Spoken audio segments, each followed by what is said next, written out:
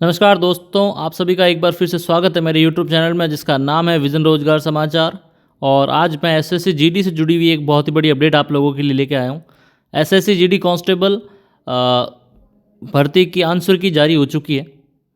ये आंसर की कल जारी हो गई थी 15 जून 2026 को, पर कुछ कारण की वजह से मैं वीडियो अपलोड नहीं कर पाया, आज अपडेट कर रहा हूँ। तो इसके बारे में आइए डिटेल में जानते हैं इस वीडियो के अंदर। तो एसएससी जीडी कांस्टेबल आंसर की 2026 जारी हो चुकी है। इसकी एग्ज़ाम डेट 27 अप्रैल से 30 मई तक थी और आंसर की इसकी 15 जून 2026 यानी कि कल जारी हो गई। और इसका जो ऑब्जेक्शन विंडो है वो अब खुला हुआ है 15 तारीख से लेकर 20 जून तक। तो आपको ध्यान रखना है, अगर आपको कोई भी ऑब्जेक्शन है तो 20 जून से पहले लगा दीजिए, आपके पास सिर्फ 4 दिन बाकी हैं। इस भर्ती के बारे में एक बार देखते हैं। इसमें कुल 25,487 पद थे, जो कि BSF, CISF, CRPF, ITBP, SSF, Assam Rifles, NCB इन सब के मिला के थे। इसके एक बार हम एसएससी जीडी 2026 भर्ती की एक बार कुछ महत्वपूर्ण तिथियां, इंपॉर्टेंट डेट्स देख लेते हैं। तो इसकी जो कंप्यूटर बेस्ड टेस्ट था, परीक्षा आयोजित की गई थी इसकी 27 अप्रैल से 30 मई के बीच। इसकी जो प्रोविजनल आंसर की है वो 15 जून यानी कल जारी हुई है। अभी ऑब्जेक्शन विंडो खुली हुई है, तो आप में से कोई भी जिसको आंसर की चेक करने के बाद कुछ ऑब्जेक्शन लगता है, किसी क्वेश्चन में करेक्शन लगते हैं, तो आप ऑब्जेक्शन कर सकते हैं। आप आंसर की कैसे देख सकते हैं मैं अभी आगे बताऊंगा इस वीडियो में। तो फाइनल आंसर की देखने के बाद आप ऑब्जेक्शन एक बार कर सकते हैं, उसको रिव्यू कर सकते हैं।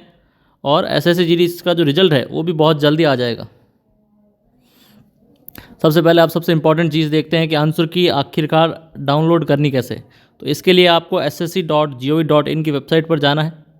वहाँ पे कैंडिडेट लॉगिन पर क्लिक करना है, अपना रजिस्ट्रेशन नंबर और पासवर्ड डालना है और आंसर की लिंक पर क्लिक करना है।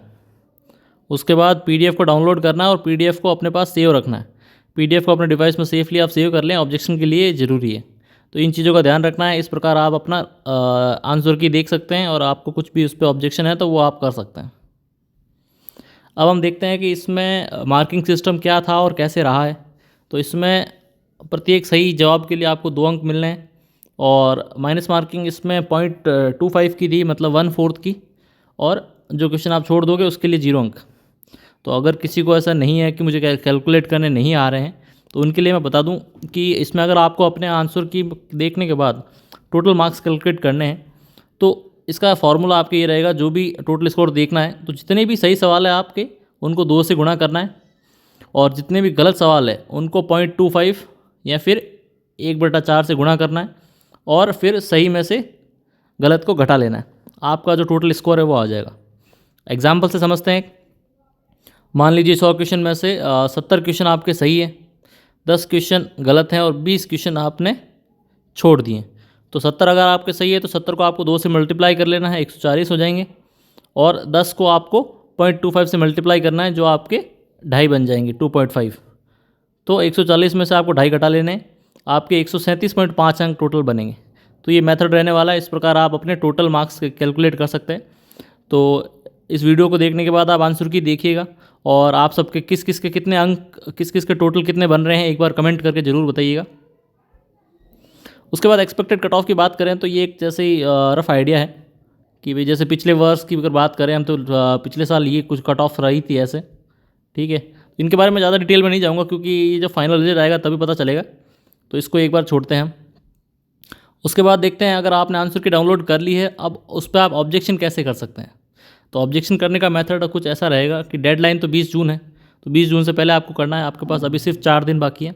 शाम को आप 6 बजे तक कर सकते हैं और इसके लिए जो फ़ीस है वो आपकी रहने वाली है 50 रुपये।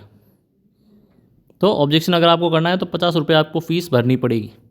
तो ऑब्जेक्शन कैसे होगा, ssc.gov.in पर लॉगिन करेंगे, ऑब्जेक्शन के लिंक पर जाएंगे और वो क्वेश्चन चुनना है आपको जिस पर ऑब्जेक्शन है। उसके बाद कोई भी अगर आपको जो उसका वैलिड प्रूफ लगता है, रीज़न लगता है, रेफरेंस अपलोड करना है। बुक, एनसीईआरटी, ऑफिशियल सोर्स, किसी का भी स्क्रीनशॉट या स्कैन कुछ है वो आपको अपलोड करना है। उसके बाद 50 रुपये प्रति पर्सन फ़ी भरनी है आपको। अगर जिस भी क्वेश्चन में आपको ऑब्जेक्शन लग रहा है तो आपके पर क्वेश्चन पे 50 रुपये की फ़ीस लगेगी। ऑनलाइन पेमेंट आप UPI, debit card, net banking से कर सकते हैं और सबमिट करने के बाद रिसिप्ट आप सेव कर लें। कन्फर्म नंबर सेव करना ना भूलें। तो इन चीज़ों का ध्यान रखना है। इस प्रकार आप अपना ऑब्जेक्शन दर्ज कर सकते हैं।